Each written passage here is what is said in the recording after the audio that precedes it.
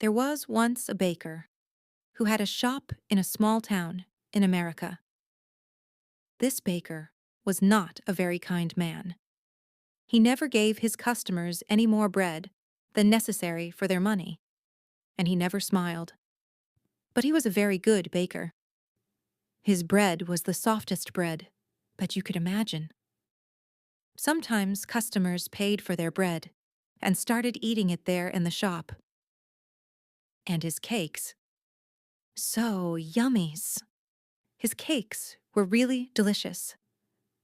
People came to his shop from all over the town. When they walked down the street, they smelled the baker's wonderful bread and his delicious cakes, and they walked right into his shop. But not everyone came inside. Some people just stood outside the shop, smelling and looking in through the windows. The baker didn't like this. Their stomachs are full of the smell of my bread. I'm giving them a free lunch, and I get nothing for my hard work, he said to himself. Perhaps there's some way to put those delicious smell in bottles. Then I can sell them, just like I sell my bread. One winter morning, very early, the baker was in his shop and making bread. He wasn't singing happily while he worked. He was complaining to himself about getting up early, about the cold weather, and about anything that came into his head.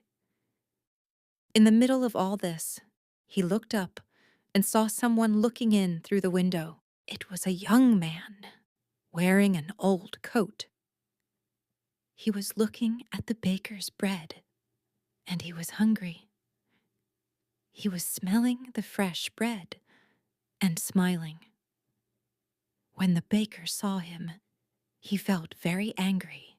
That thief outside my shop has a stomach full of the smell of my bread. It's a free breakfast. I get nothing for my hard work while he steals my smells. The man didn't move. He just stood there, closed his eyes, and smelt the fresh bread happily. The baker was really angry now. He walked across the shop, opened the door, and shouted at the man. Pay me! Pay you for what? Asked the young man in great surprise. For the smells that you've stolen, replied the baker. But I've stolen nothing. I'm only smelling the air. Air is free, said the hungry young man. It's not free when it's full of the smells from my shop, replied the baker. Pay me now, or I'll call the police. When the young man didn't pay, the baker took him by the coat and pulled him through the snow to the judge's house. He knocked on the door. After a long time, the judge opened the door in his night clothes. He looked at the baker and the hungry young man standing outside in the street. It was 6 o'clock in the morning. What could be so important, so early in the day? This man is a thief. He stole the smells from my shop, said the baker. The judge was surprised, but all he said was, Come in and tell me your story, but first give me time to dress myself. He went back into the house. After a few minutes, he came back, and he took them inside. They all sat down together round a large table. All right, tell me everything. Baker, you start, said the judge. He listened quietly. First, the baker told him all about the hungry man who stole all his smells. The judge went on listening. Then the young man told him that air was free and that any man could have as much as he wanted. When they finished telling their stories, the judge was silent for a few minutes. The baker started telling him again of how the other man took all his smells without paying. Stop! Be quiet! I've decided what we'll do, said the judge. Young man, do you have any money? The young man put his hand in his pocket and took out a few coins. He showed them to the judge and said, "Sir, this is all the money that I have in the world. Give those coins to me." said the judge. The young man put them into the judge's hand. "I've listened carefully to both your stories," Began the judge. "It's true that the smells were coming out of the baker's shop, and these smells belong to the baker. And it's also true that this young man took those smells without paying for them. And so I say that the young man has to pay the baker for the smells that he took." The baker smiled, perhaps for the very first time in his life. He held out his hand at once for the money, but the judge didn't give him the coins. "Baker, listen and listen carefully," He said. He shook the coins in his hands, and they clinked together. "That can pay for the smells," He said to the baker. "Give me my coins, sir," Said the baker, not smiling any more. "No," Said the judge. "I've decided that the sound of money is the best way to pay for the smell of bread." And with that, he gave the coins back to the poor young man and told him to go home.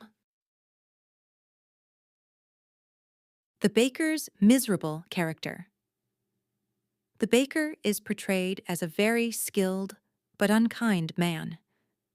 He hoards his pleasant smells, believing they should only be enjoyed by paying customers, and he's never seen smiling. His obsession with profit and his resentment toward those who merely enjoy the scents from outside his shop drive the conflict in the story. The young man in the story is depicted as someone who appreciates life's simple pleasures, like the smell of fresh bread. He argues that air is free, and he hasn't stolen anything. He represents a more carefree and open-hearted approach to life. He argues that air is free. The judge's decision to use the sound of money to pay for the smell of bread is a clever twist. It emphasizes the idea that sometimes we become too possessive and lose sight of the intangible joys in life, like the sound of clinking coins. Moral lesson of the story conveys a moral lesson about greed, possessiveness, and the value of experiences. It highlights how we can become so fixated on material gain that we overlook the simple pleasures around us, which can be just as important. Overall, The Thief of Smell is a short and entertaining story that encourages readers to appreciate life's sensory experiences and consider the value of intangible moments of joy. Symbolism of smells. The story uses the sense of smell as a symbolic element. The baker's obsession with guarding his smells represents possessiveness and greed. Meanwhile, the hungry young man represents innocence and the ability to find joy in the small things in life. Ironically, the baker's obsession with profiting from his smells ends up causing him to lose money rather than gain it. His attempt to charge the young man for the smells ultimately backfires when the judge returns the coins to the young man. The judge in the story is portrayed as wise and fair. His decision to use the sound of money to pay for the smell of bread showcases his ability to see beyond material possessions and understand the intangible value of sensory experiences. The story has a light-hearted and humorous tone. Despite the baker's anger and seriousness, the judge's clever resolution adds a touch of humor to the story's message. The Thief of Smell indirectly comments on consumerism and the idea that some people value profit over all else. It suggests that a more balanced approach to life, one that allows for simple pleasures and shared experiences, can lead to greater happiness. While set in a small American town, The story's themes of possessiveness, appreciation for simple pleasures, and the consequences of greed are universal and can resonate with readers from various cultures and time periods. In summary, The Thief of Smell is a short, thought-provoking story that uses symbolism and a clever twist to deliver its message about the importance of appreciating life's simple joys and the potential pitfalls of excessive possessiveness.